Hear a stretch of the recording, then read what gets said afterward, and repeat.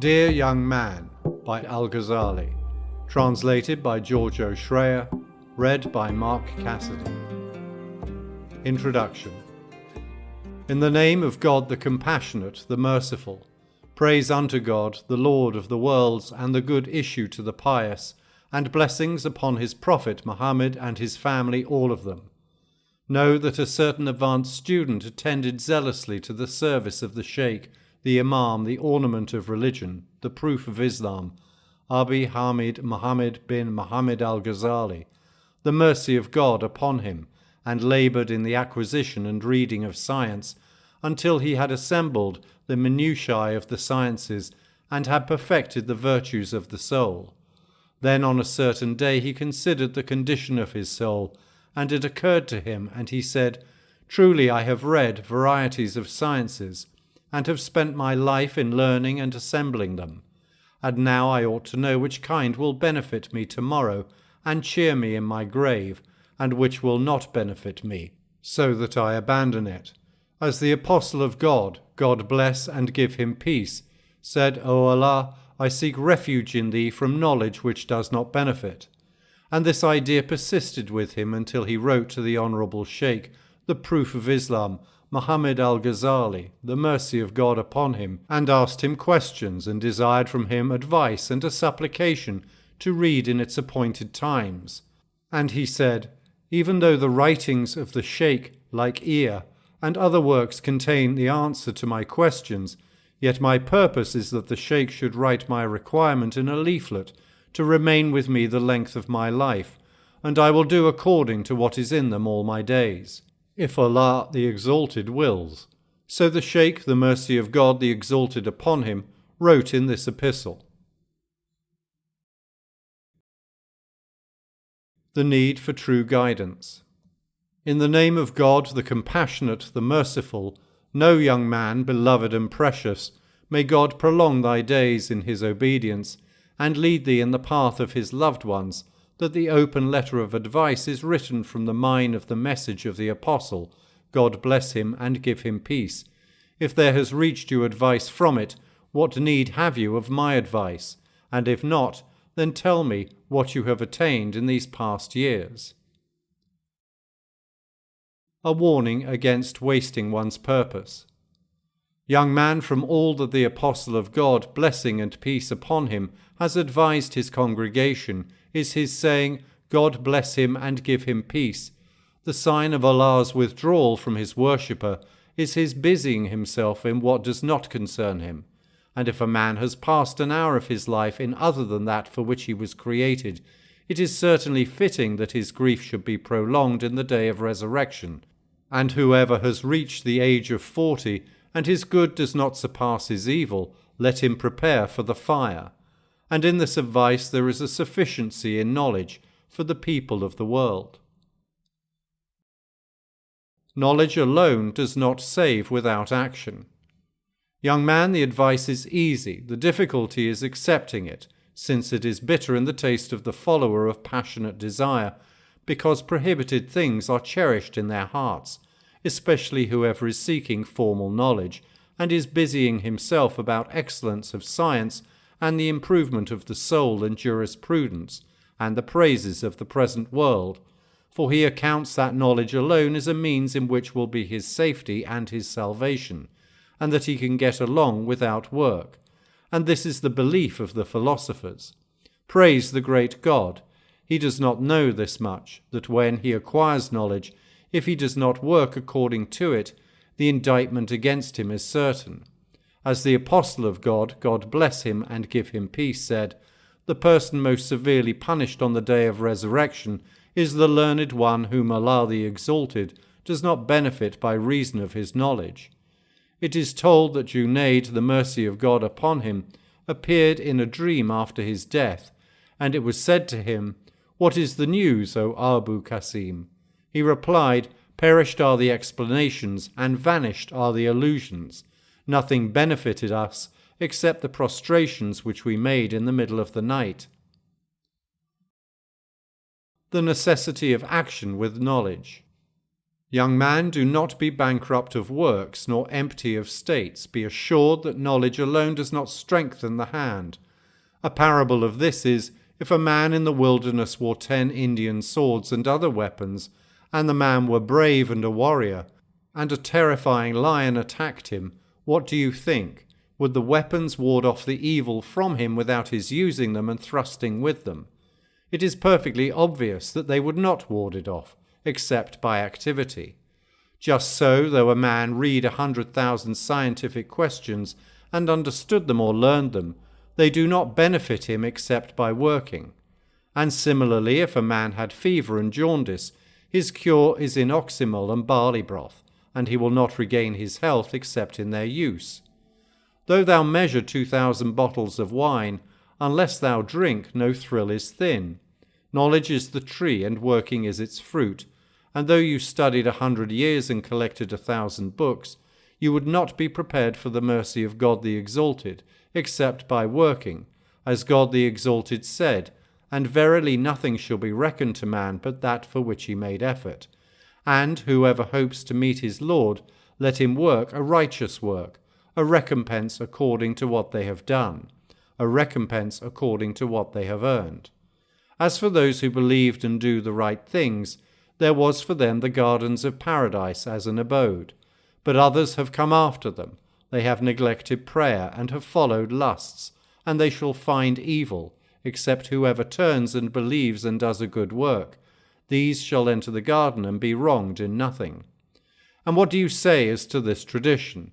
Islam is built upon 5 pillars: the witness that there is no God but God, and Muhammad is the apostle of God, and the instituting of prayers, and the giving of alms, and the fast of Ramadan, and the pilgrimage to Mecca for everyone who is able to make the journey.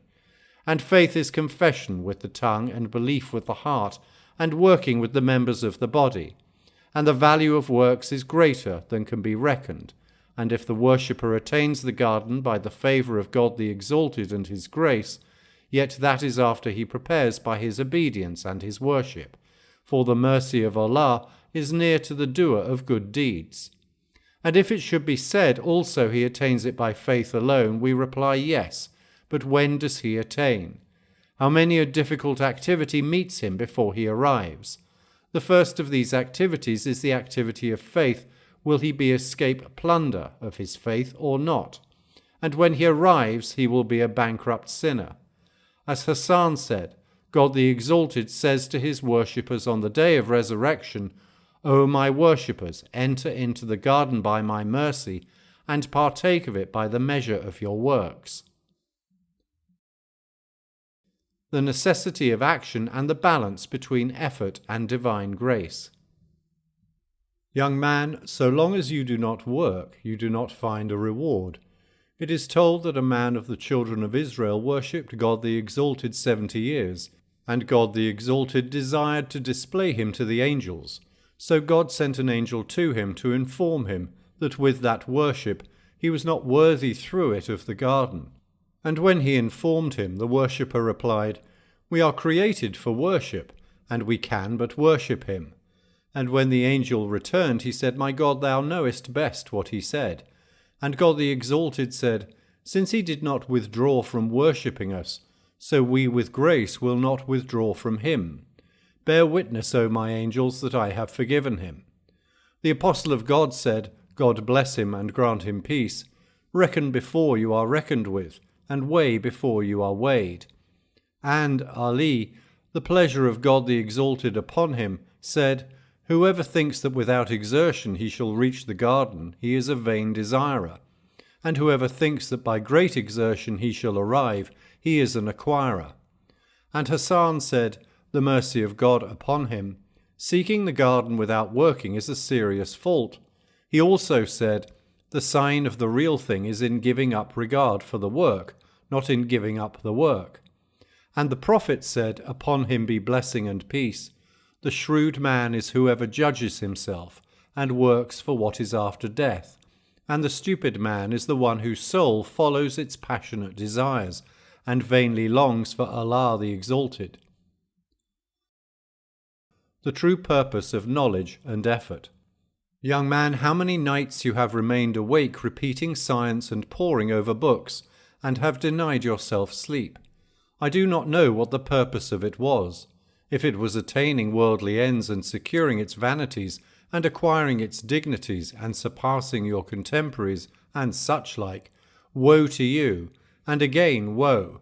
But if your purpose in it was the vitalizing of the law of the prophet, God bless him and grant him peace, and the training of your character, and breaking the soul commanding to evil, then blessed are you, and again blessed. And so he spoke truly who said, Wakefulness of eyes for other than thine own face is no gain, and weeping of eyes for other than thine own loss is all vain. Life's impermanence and the consequence of actions. Young man, live as you will, you are mortal, and love what you will leave it, and do what you will be rewarded accordingly. The futility of knowledge without purity of intent. Young man, so what have you gained from the acquisition of the science of dogmatic theology, and from disputation, and medicine, and diwans, and poetry, and astronomy, and prosody, and syntax, and morphology, except squandering life? By the splendour of the possessor of splendour, I saw in the Gospel of Isa upon our prophet, and upon him be peace, that he said, From the moment in which the dead is placed on the bier until he is placed on the edge of the tomb, Allah the Exalted in his majesty will ask him 40 questions. The first is, he will say, O my servant, you have purified yourself in the sight of mankind. For years, and not for 1 hour, have you purified yourself in my sight, while every day I look in your heart. So I say, as for what you do for another, while you are encompassed by my good gifts, are you not deaf, unheeding? Knowledge without action is madness. Action without knowledge is futility. Young man, knowledge without work is insanity, and work without knowledge is vanity. It cannot be. Know that any science which does not remove you today far from apostasy, and does not carry you to obedience, will not remove you tomorrow from the fire of hell. And if you do not work today and do not amend the past days, you will say tomorrow in the day of resurrection, Send us back, we will do good work other than what we were accustomed to do. And it will be said to you, O thou stupid one, thence thou comest. Awaken to your purpose, the urgency of spiritual preparation. Young man, let energy be in the spirit, defeat in the soul, and death in the body. For your abode is the grave, and the people of the graves are awaiting you at every moment. Take care, beware lest you arrive without provision for the journey. And Abu Bakr the Voracious said, the pleasure of God upon him, These bodies are a cage for birds, or a stable for animals. So consider for yourself of which you are. If you are of the lofty birds, then when you hear the roll of the drum, return, fly, climbing upward, until you sit in the highest towers of the garden. As said the Apostle of God, upon him blessing and peace, the throne of the compassionate shook at the death of Sa'id bin Mu'adh, the pleasure of Allah upon him. And seek refuge in God if you are of the beasts. As God the Exalted said, These are like the cattle, but they go more astray. So do not consider yourself safe from removal from a corner of the court of paradise to the depths of the fire. It is told that Hassan al-Basri, God the Exalted have mercy upon him, was given a drink of cold water, and when he took the cup he swooned, and the cup fell from his hand. And when he recovered he was asked, What happened, O Abu Sa'id? He replied, I thought of the longing of the people of the fire when they say to the people of the garden, Pour upon us from the water, for from what Allah has bestowed upon you. They replied that Allah had forbidden these for the infidels. Knowledge must be paired with deeds. Young man, if knowledge alone was sufficient for you and you did not seek work besides, then his summons, Is there any who asks, and is there any who seeks forgiveness, and is there any who repents, would be lost without profit. It is related that a group of the companions, the pleasure of God the Exalted upon them all, mentioned Abdallah bin Umar, the pleasure of God upon him, before the apostle of God, upon whom be blessing and peace. He said, An excellent man he, if only he would pray at night. And he said upon him blessing and peace, to a man from his companions, O ye, do not increase sleep at night, for much sleep leaves its owner poor on the day of resurrection. The virtue of night worship and seeking forgiveness. Young man, and awake at night to pray, as a supererogatory service for you, a command, and at dawn they were seeking pardon, a praise, and they who seek pardon at daybreak, a remembrance. The prophet, God the Exalted, bless him and give him peace, said, 3 voices Allah the Exalted loves, the voice of the roosters, and the voice of one who reads the Quran, and the voice of those seeking forgiveness in the early morning.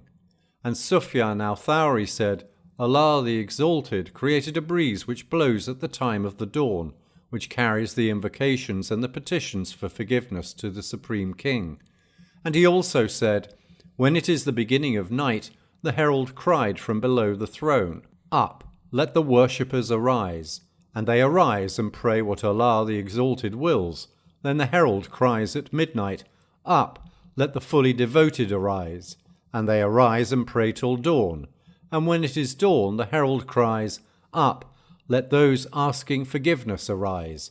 And they arise and seek forgiveness. And when the day breaks, the herald cries, Up, let the heedless arise. And they arise from their beds, as the dead are resuscitated from their graves. A lesson from Luqman, awaking before dawn.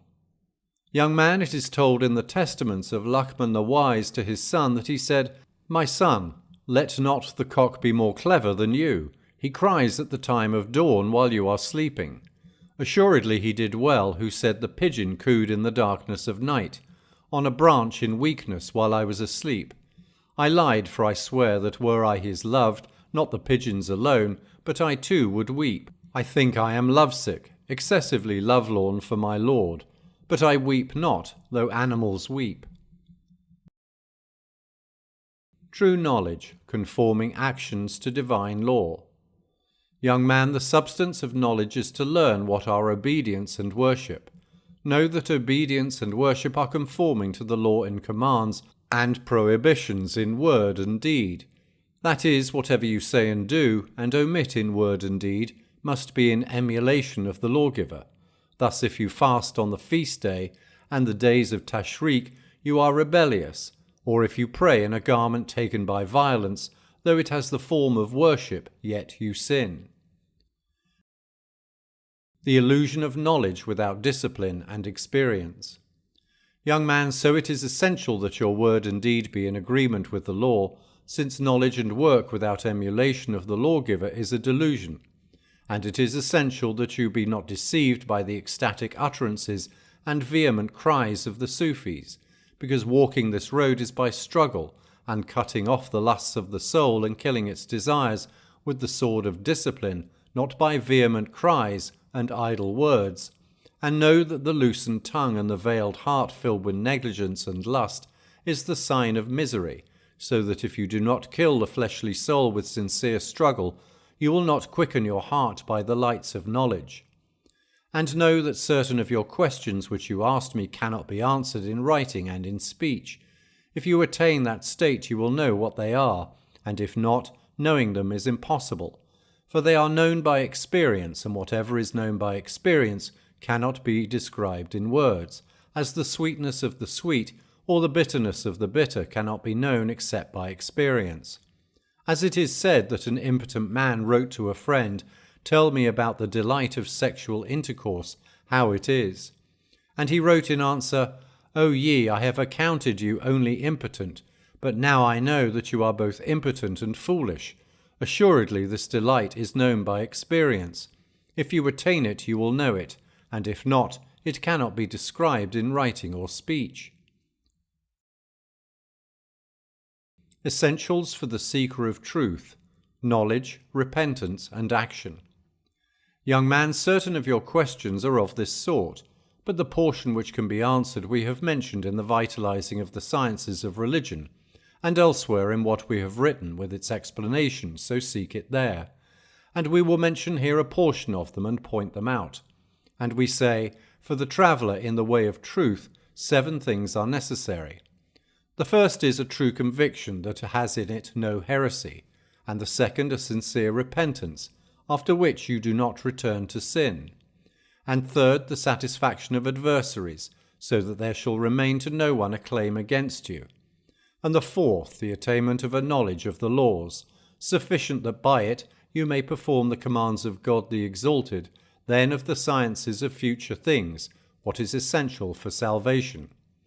And more than this is not obligatory, and this saying will be understood by a story. It is told that Shibli, the mercy of God upon him, said, I served 400 professors and read 4,000 traditions. Then I selected from them a single tradition by which I worked and left off the others. For I meditated and found my salvation and safety in it, and all the knowledge of the ancients and the moderns was included in it, and I was content with it. And that was, that the apostle, Allah bless him and give him peace, said to one of his companions, Work for your world according to your position in it, and work for your other world according to the length of your remaining in it, and work for Allah the Exalted according to your need of him, and work for the fire according to your endurance of it. 8 Life Lessons for the Seeker of Truth. Young man, if you know work by this tradition, there is no need of further knowledge, and think upon another story, namely that Hatim al-Assam was among the friends of Shaqiq al-Balkhi, the mercy of God upon them both.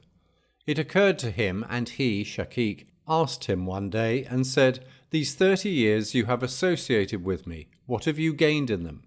He replied, I have gained 8 benefits from science, and they suffice me with it, because I hope for my salvation and safety in them. And Shaqiq said, What are they? And Hatim replied, The first benefit is that I observed mankind and saw that everyone had a loved one, and one passionately desired whom he loved and longed for. And certain of those loved accompanied him to the illness of death, and others to the border of the tomb. Then each returned and left him alone and lonely, and there did not enter with him into the tomb and comfort him in it. So I considered and said, The most excellent beloved of man is what enters into the tomb and comforts him in it, and I found it to be nothing else than good works. So I took this as my beloved, to be a light for me in my grave, and to comfort me in it and not leave me alone. The second benefit is that I saw that mankind were following their lusts and hastening towards the desires of their souls, and I meditated on the saying of the Exalted, But as for whoever has feared the majesty of his Lord, and has refrained his soul from lust, truly the garden shall be his dwelling place. And I was convinced that the Quran was sincere truth, and so I hastened to deny my soul, and hurried to combat it, and refuse its passionate desires, so that it became trained to obedience to Allah the Exalted, and it became tractable. And the third benefit is that I saw that every one of the people struggled to collect the vanities of the world. Then he seized them, closing his hand upon them. So I reflected upon the saying of the Exalted, What is with you vanishes, but what is with Allah abides. So I gave freely my worldly possessions for the face of Allah the Exalted, and distributed them among the poor to be a treasure for me with Allah the Exalted. The fourth benefit is that I saw that certain of mankind thought their honour and their glory to be in the multitude of their family and their kinsfolk, and they were beguiled by them, while others considered this to be in their wealth of riches and the multitude of children and property, and they boasted of this. And a portion reckoned glory and honour to consist in seizing the riches of people by violence and oppressing them, and shedding their blood, and a section believed that it lay in squandering riches, and in dissipating them, and in prodigality. And I meditated upon the saying of the Exalted, The most worthy of you in the sight of Allah is he who fears him most. So I chose reverent fear, and was convinced that the Quran is sincere truth, and their thoughts and reckonings were empty and fleeting. The fifth benefit is that I saw that certain of the people censured one another and slandered one another, and I saw that this arose from envy in the matter of riches and rank and knowledge. And I meditated upon the saying of the Exalted, "It is we who divide their substance among them in this world's life." And I knew that the division was from Allah the Exalted in eternity, so I did not envy anyone, and I was satisfied with the distribution of Allah the Exalted. The sixth benefit is that I saw the people treat one another with enmity for a motive or purpose, and so I meditated upon the saying of the Exalted, "Truly Satan is your enemy, for an enemy then hold him." And so I knew that enmity was not permissible to any other than Satan. The seventh benefit is that I saw that everyone struggled energetically and endeavoured excessively to seek provisions and a means of living, from which he fell into doubt and forbidden things and debased himself and diminished his worth. And I meditated upon the saying of the Exalted, "There is no moving thing on earth whose nourishment dependeth not upon Allah." And so I knew that my provision depended on Allah, and He had guaranteed it. So I busied myself in worshipping Him and cut off my covetousness of all else than He. The eighth benefit is that I saw that everyone relied on some created thing, some on the dinar and dirham, some on wealth and property, some on trade and craft, and some on a similar created thing. And I meditated upon the saying of the Exalted, "Truly whosoever putteth his trust in Allah, he will be sufficient. Truly Allah will attain his purpose. He has made for everything a fixed period. So I relied upon God, and He is my sufficiency and an excellent guardian." And Shaqiq said, "Allah grant you success. O Hatim, verily I have considered the Torah and the Evangel, New Testament, and the Psalms and the Quran, and I have found that the 4 books turn upon these 8 benefits, and whoever works according to them is working according to these 4 books. The path of spiritual guidance and the qualities of a true scholar. Young man, you have perceived from these 2 words that you are not in need of multiplying knowledge, and now I will show you what is obligatory for the traveller in the path of truth. Know that it is indispensable for the traveller to have a sheikh as guide and tutor, to expel from him the evil qualities by his training, and to replace them with an excellent character. And the meaning of training resembles the ploughman who digs out the thorns and removes the wild plants from among the sown, to stimulate its growth and make it thrive perfectly. For God the Exalted sent to his worshipper his apostle for guidance to his path, and when he, upon him peace, departed from the world, he left behind him the caliphs in his place, in order that they should guide mankind to God, because of this function. And it is necessary for the traveller to have a sheikh to train him and guide him to the path of God.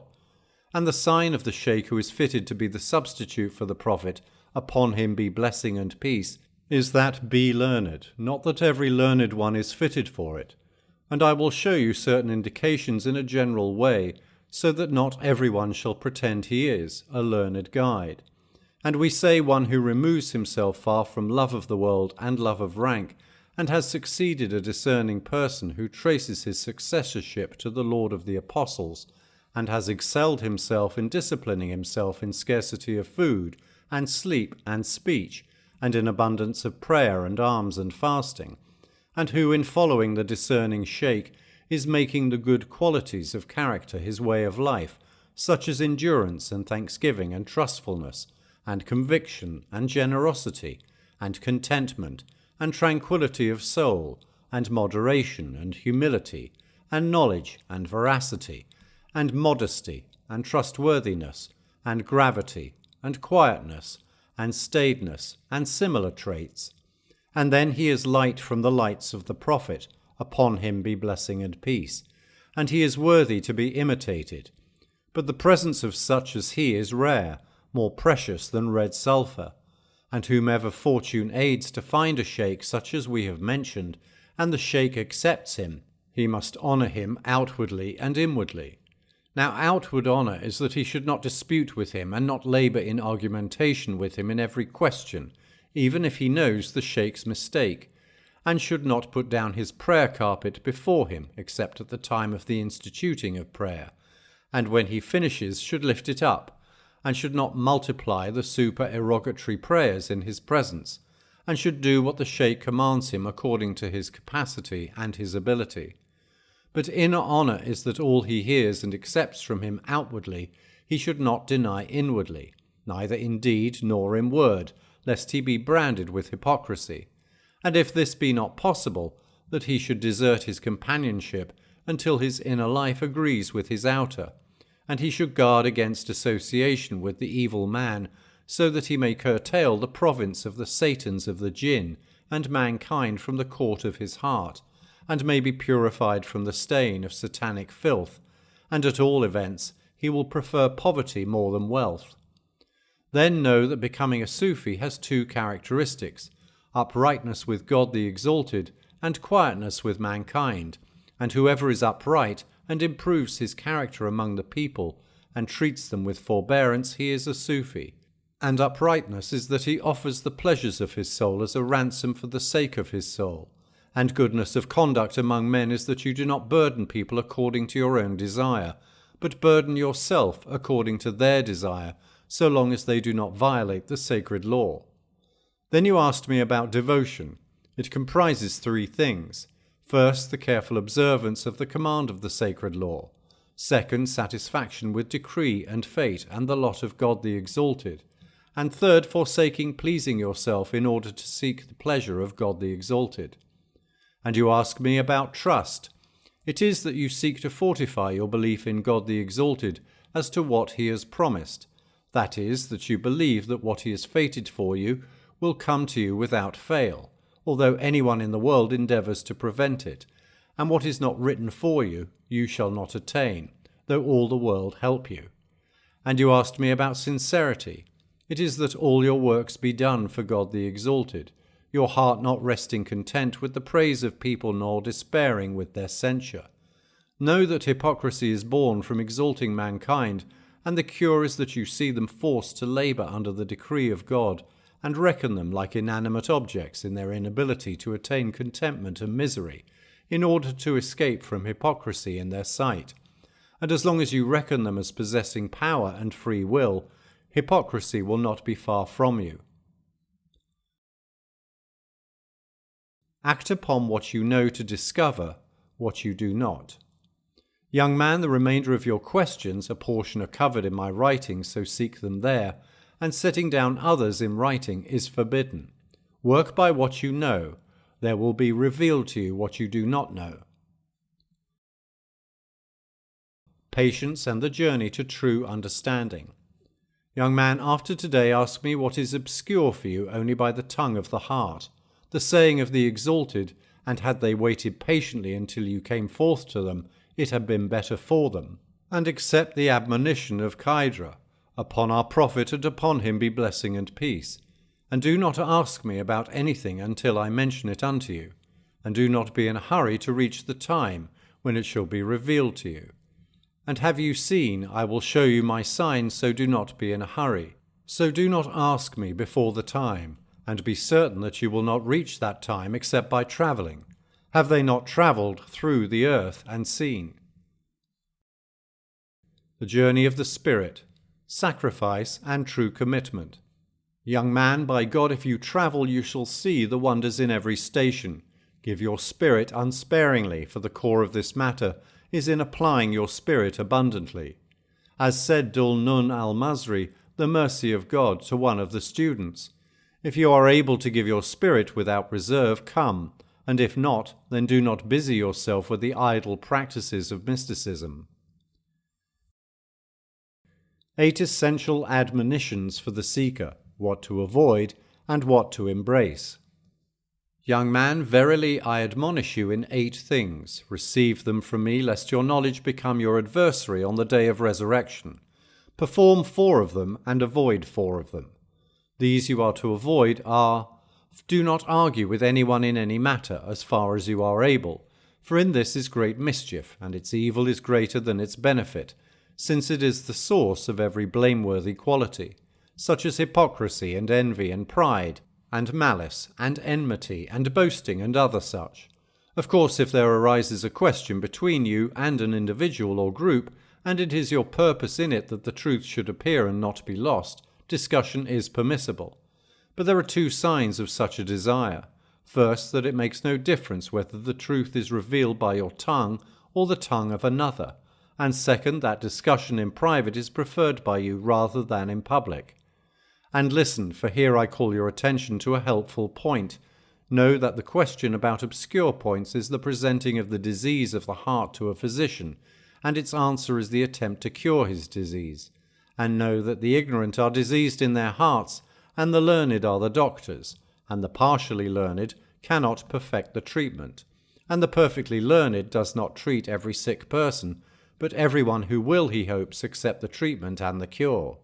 And if the weakness is chronic or fatal and incurable, then he will not labour to give medicine, for this is a waste of time. Then know that the sickness of ignorance is of 4 sorts, one curable and the others incurable. Of these which cannot be cured, the first is one whose question or objection arises from envy and hate, and envy cannot be cured, for it is a chronic weakness. And every time you answer him with the best or clearest or plainest answer, that only increases his rage and envy. And the way is not to attempt an answer. One hopes for the removal of every enmity, except enmity arising from envy. So you must depart from him and leave him with his disease. God the Exalted said, "Withdraw from whoever turns away from our warning and desires nothing except the present life." And the envious, both in all he says and in all he does, kindles a fire in the sowing of his deed, as the prophet said, God bless him and grant him peace. Envy eats up excellences as fire eats up wood. The second, whose weakness arises from stupidity, and he also is incurable. As Issa said, upon him be peace, "Indeed I did not fail in bringing the dead to life, but I failed in curing the stupid." And he is the man who has busied himself in seeking knowledge a short time, and has learned something of the sciences of the intellect and of the sacred law. And so he asks questions and raises objections in his stupidity before the very learned one who has spent his life in the sciences of the intellect and the sacred law. And so this very stupid fellow does not know, and thinks that what is obscure to him is also obscure to the highly learned. And since lie does not think this much, his question arises from stupidity, and you must not attempt to answer him. And the third is one who is seeking guidance, and whatever he does not understand of the speech of the great ones, he lays to the defects of his own understanding, and his question is in order to seek benefit. But he is dull and cannot arrive at the truth of things. You must not attempt to answer him also, as the prophet, God bless him and give him peace, said, "We, the company of the prophets, have been commanded that we speak to the people according to their understanding." But the sickness which is curable is that of the intelligent and understanding seeker of guidance, who is not overcome with envy and anger and the love of worldly vanities and wealth and honour, but is seeking the straight road, and his questions and objections do not arise from envy and a desire to cause trouble and to make trial. And he is curable, and it is permitted to attempt to answer him, nay, it is necessary. And the second thing to avoid is to guard against and shun becoming a preacher and warner, since its mischief is much unless you practice what you preach first and then preach it to the people. And consider what was said to Issa, upon him be peace, "Son of Miriam, preach to yourself, and when you have preached to yourself, then preach to others, and otherwise be ashamed before your Lord." And if you are impelled to try this work, then guard against 2 conditions. The first is affectation in speech, in explanations and allusions and vehement cries, and versification and poetry, because God the Exalted hates pretension, and the person pretentious beyond bounds gives evidence of inner confusion and a heedless heart.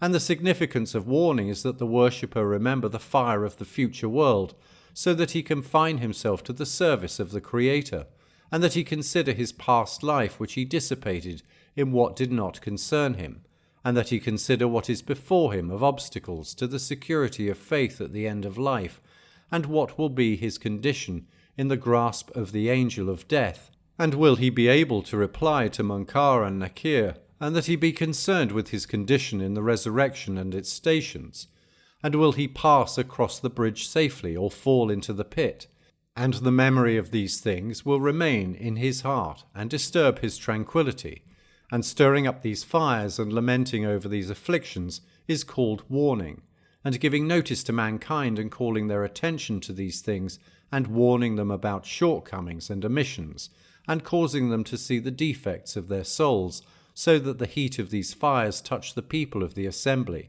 and these afflictions make them impatient to rectify the past years according to their ability, and they feel regret over the days passed in other than obedience to God the Exalted. All this carried out in this way is called preaching. It is as though you saw that a torrent was rushing suddenly upon the house of someone, and he and his family were in it, and you cried, "Danger, danger, flee from the flood." And would your heart in such circumstances crave to give your message to the master of the house with pretentious explanations and witticisms and allusions? Certainly not at all. And so is the condition of the preacher, and he must avoid such things.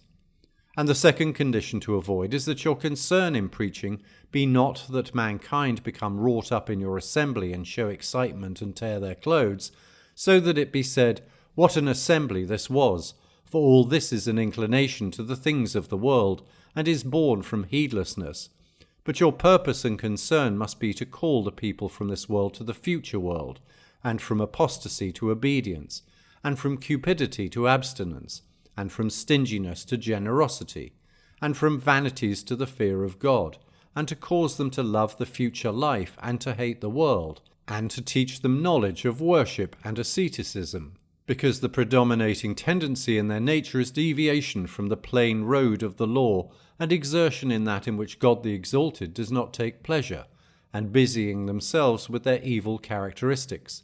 Cast fear into their hearts and frighten them, and warn them about what they will meet of terrifying things, if perchance the qualities of their inner lives shall be changed, and the deeds of their outer lives shall be transformed, and there appear a craving and desire for obedience, and a return from apostasy. And this is the method of preaching and of admonition, and all preaching which is not of this sort is a pest for both him who speaks and him who hears. Nay, it is even said to be a ghoul and a Satan, which carries off mankind on the road and destroys them. And they must flee from it, because what this speaker corrupts of their religion, Satan himself is not able to do. And whoever has power and authority must bring him down from the pulpits of the Muslims and forbid him from what he has proclaimed, on account of the word enjoining fairness and forbidding evil. And the third thing to avoid is not to mix with the princes and sultans, and not to see them, for seeing them and sitting with them and mixing with them is great mischief. And if you are impelled to do this, avoid praising them and commending them. For God the Exalted is angered when an oppressor and an impious man is praised, and whoever has called for the lengthening of their lives has delighted that God be disobeyed in his land.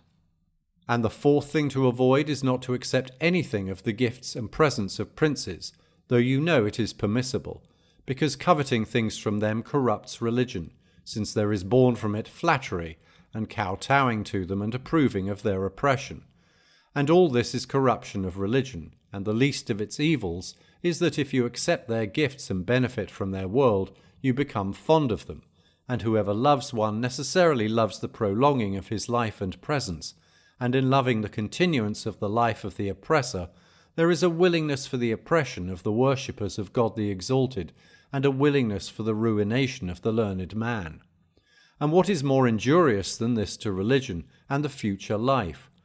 Have a care lest the fascination of the Satan prove deceptive, or someone will say to you that it is better and preferable to take the gold and silver from them and distribute it among the poor and needy, for they are dispersing it in profligacy and apostasy, and your spending it upon the weak among the people is better than their spending it. And verily the cursed one has cut off the necks of many people by this evil whispering, and its mischief is excessive. We have mentioned this in the vitalizing of the sciences of religion, so seek it there. Now the four things you must do are first, that you make your dealings with God the Exalted such that, if your servant acted thus with you, you would be pleased with him, and you would not withdraw your good will from him, nor become angry. And what you are not pleased with for yourself in your paid servant, God the Exalted is not pleased with in you, and he is your true Lord.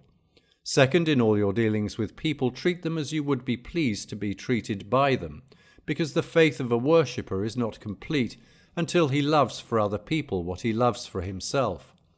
Third, if you read or study science, it must be a science which corrects your heart and purifies your soul, as if you knew that your life would not be prolonged more than a week. Necessarily you would not busy yourself in it, in the science of jurisprudence and argumentation, and rudimentary principles and scholastic theology and such like, because you know these sciences would not enrich you. But you would busy yourself in guarding your heart, and in apprehending the attribute of the soul, and removal from the entanglements of the world, and the purification of your soul from the blameworthy moral qualities, and you would busy yourself in the love of God the Exalted and his worship, and in being distinguished with good qualities. And not a single day or night passes upon the worshipper, but that it is possible his death may occur in it. Preparing the heart for the divine gaze. Young man, hear from me another word and consider it, that you may find salvation. If you were informed that within a week the Sultan would come to visit you, I know that in that time you would busy yourself only in the rectification of what you knew the sight of the Sultan would fall upon, in the matter of the clothing, and the body, and the house, and the furnishings, and other things. And now consider to what I refer, for you have understanding, and a single word suffices the clever. The Apostle of God, God bless him and grant him peace, said, Verily, Allah the Exalted does not look upon your form nor upon your deeds, but he looks upon your hearts and your intentions. And if you desire knowledge of the states of the heart, look in the vitalizing of the sciences of religion and other of my writings. This knowledge is required of all, and other knowledge is required of some, except what fulfills the ordinances of God the Exalted. God grant you success that you attain it. And the fourth thing to do is that you do not gather from the world more than the sufficiency of a year, as the Apostle of God, God bless him and give him peace, prepared for certain of his rooms. And he said, O Allah, make the provision of the family of Muhammad sufficient. And he did not prepare that for every room, but he would prepare it for her in whose heart he knew there was weakness of faith. But for her who was a steadfast companion, he would not prepare for her except the necessities of a day and a half. A supplication for divine grace and protection. Young man, truly I have written in this treatise what you have requested, and you must do what is in it, and do not forget to mention me in your righteous petitions.